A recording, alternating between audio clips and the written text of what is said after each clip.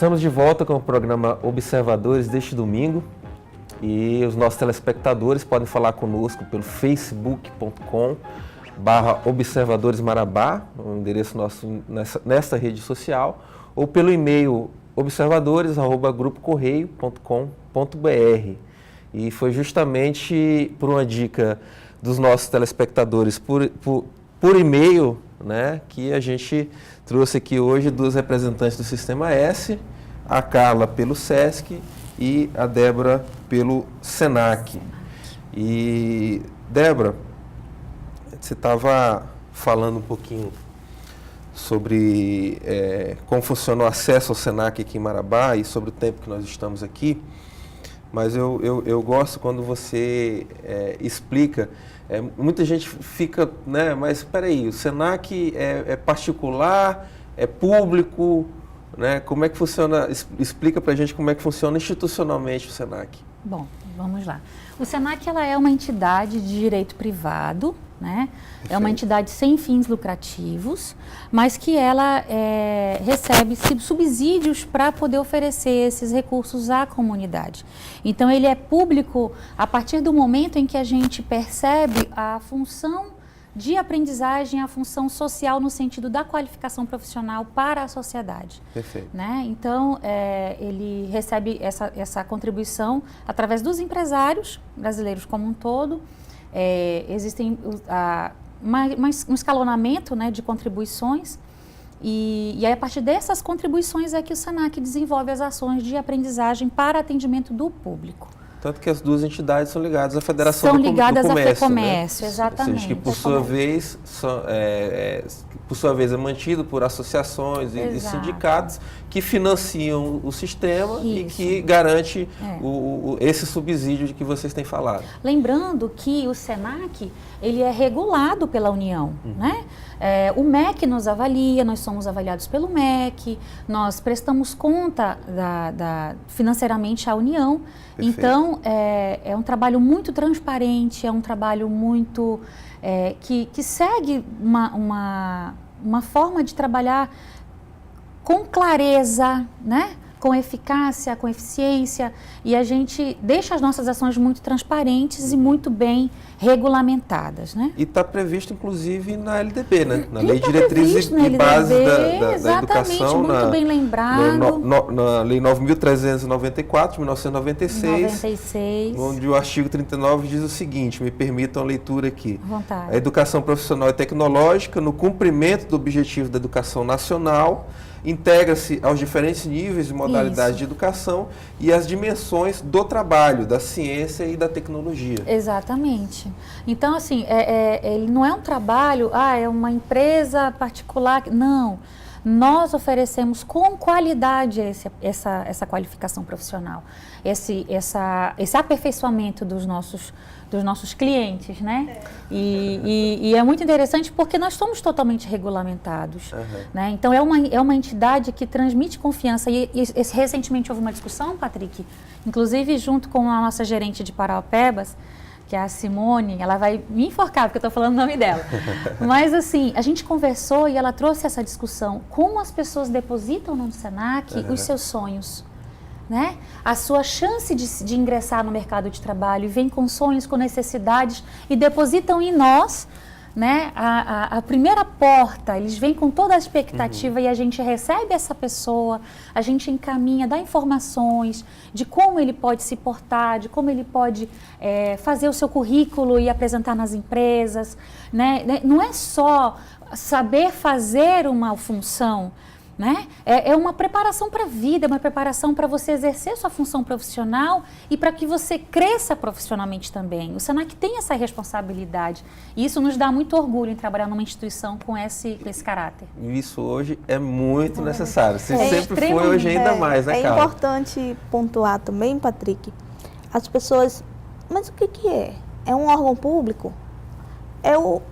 Sabe, a compreensão do funcionamento dessas instituições. Veja bem, essas instituições, elas têm um alcance do seguinte formato, né?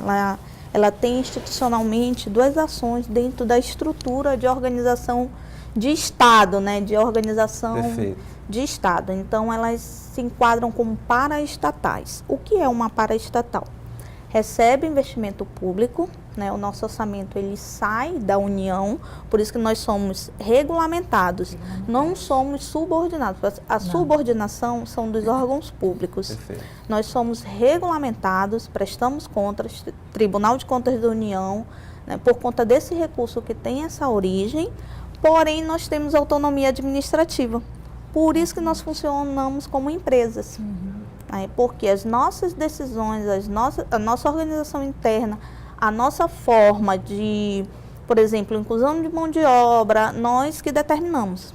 Então, é importante pontuar e esclarecer, né, que nós somos uma paraestatal. Somos uma empresa, né, recebemos investimento público por conta que os impostos, né, essas contribuições, elas entram, né, dentro dessa estrutura de governo e sai para subsidiar as ações dessas estruturas do Sistema S. Não é uma exclusividade do SESC nem do SENAC, é do Sistema S como um todo. Como um todo. Então, temos aí SESI, SESC, SENAC, isso, eles têm Senai. essa concepção. Então, eles estão alocados nesse campo de serem paraestatais. É o mesmo tipo de funcionamento para todas elas. Isso. Carla, eu imagino que no caso do SESC, talvez a gente tenha uma estrutura bem mais subutilizada do que o SENAC, porque talvez pela necessidade de mercado de trabalho e tal, as pessoas batam mais a porta do SENAC e se diminuam em relação aos direitos que elas teriam no SESC, né?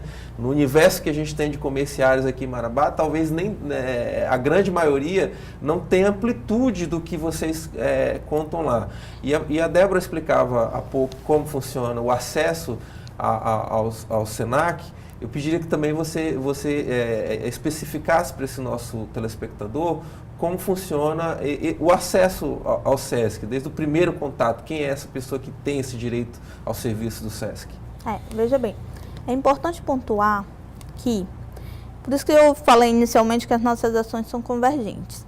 O SENAC, ele põe essa mão de obra no mercado. Perfeito. O SESC atende essa mão de obra com carteira assinada. É um dos primeiros critérios. Então, para você ter acesso aos serviços do SESC. Porém, ele é empregado, ele é assalariado, mas ele não consegue serviços de saúde, por exemplo, ao seu dependente. Perfeito. Aí é que entra o SESC, né, com essa promoção social, garantindo o acesso a esses serviços. Né, não só de saúde, como de lazer, de cultura. Aí você tem um conjunto de ações que trabalham tanto a questão física, né, quanto a questão psicossocial dessa mão de obra. Né. E, veja bem, o SESC ele estende tanto as suas ações que ele não atende somente a questão do bem-estar físico. Né. Vamos considerar que ele seja assalariado, essa clientela que são os comerciários. Vamos considerar que ele consiga subsidiar alguns serviços, né, de acesso, de qualidade de vida. Perfeito. Porém, ele precisa dessa qualidade psicossocial. Aí que entra o SESC com toda a sua estrutura hoteleira, os seus parques aquáticos, o cinema, Casa da Música em Belém. Então, a gente tem todo um conjunto de ações que promove a qualidade de vida desse trabalhador. Qual é o nosso grande desafio? Né, aqui em Marabá? Principalmente porque no campo nacional, em algumas questões, como a gente está com essa estrutura bem recente, certo, e podemos considerar que são serviços diferenciados e novos, né? Esses serviços, as ações são inovadoras em Marabá para esse tipo de segmento, né? Econômico, podemos dizer assim, essa mão de obra específica. Então, esse serviço ele se dá através da emissão da carteira. Você leva os documentos pessoais. O primeiro critério é que ele tenha carteira assinada. Nós temos uma restrição em relação ao dono da empresa. É um serviço voltado, não é para a categoria patronal, é para o comerciário mesmo, o funcionário. Perfeito. Nós atendemos especificamente o funcionário. Os seus documentos pessoais... Então, você falou que uma das características é estar de carteira assinada, né? Está de carteira assinada, isso. Então, ele leva os seus documentos pessoais, apresenta sua comprovação de renda, até um ano após, por exemplo, em caso de demissão, ele pode emitir a sua carteira, né, para ter serviços essenciais que nós oferecemos, e isso é extensivo, né, aos filhos, né, ao cônjuge e aos pais. Então, eles emitem essas carteiras e é uma categoria que nós chamamos de clientela comerciária. Porém, o SESC também subsidia serviços para a comunidade, que são os nossos programas de gratuidade. Por exemplo, alguns dos programas específicos, como cinema, às quartas e sábados, geralmente nós veiculamos programações de cinema. Aí é franqueado, não tem que ser exatamente comerciário. Não precisa, não é restrito, né, ao comerciário. Então, a comunidade, de um modo geral, o SESC, por conta dele promover essa igualdade, né, de acesso, né, aos serviços sociais de um modo geral. Então, ele atende a sua clientela preferencial, mas ele também demanda, né, ele atende essa demanda de serviços para a comunidade. Tá. Débora, eu tenho aqui algumas imagens lá e eu peço para o nosso pessoal colocar na tela, que lá já da nova estrutura, a estrutura recente que você falou que está funcionando desde esse ano, né? Todo o mobiliário novo, as salas de aula bem espaçosas, então, né? aqui já alunos participando de uma aula. Isso. Nós temos mais uma imagem, Fran? Esse daí é a nossa entrada. Isso, o pátio. Aqui Exatamente. Mais para as pessoas terem uma ideia da estrutura. Isso, né? Lembrando que nós temos a rampa de acesso aos cadeirantes, né? Pessoas com dificuldade de locomoção, banheiros próprios, seguindo a legislação, né, de acessibilidade, que é importante. Isso é importante, esse caráter, né, de acesso a todas as pessoas. E pensando nisso também, o laboratório de informática fica embaixo, ele não fica na sala de cima, né? A imagem nós temos em seguida. Passa mais uma, por favor, Fran. Aqui. Esse é o nosso laboratório de informática. Essa é uma turma de jovem aprendiz, que está numa aula de informática com o professor, nosso instrutor. O laboratório ele é no térreo, para facilitar a locomoção, né, das pessoas com dificuldade de locomoção. E as salas de aula são bem espaçosas.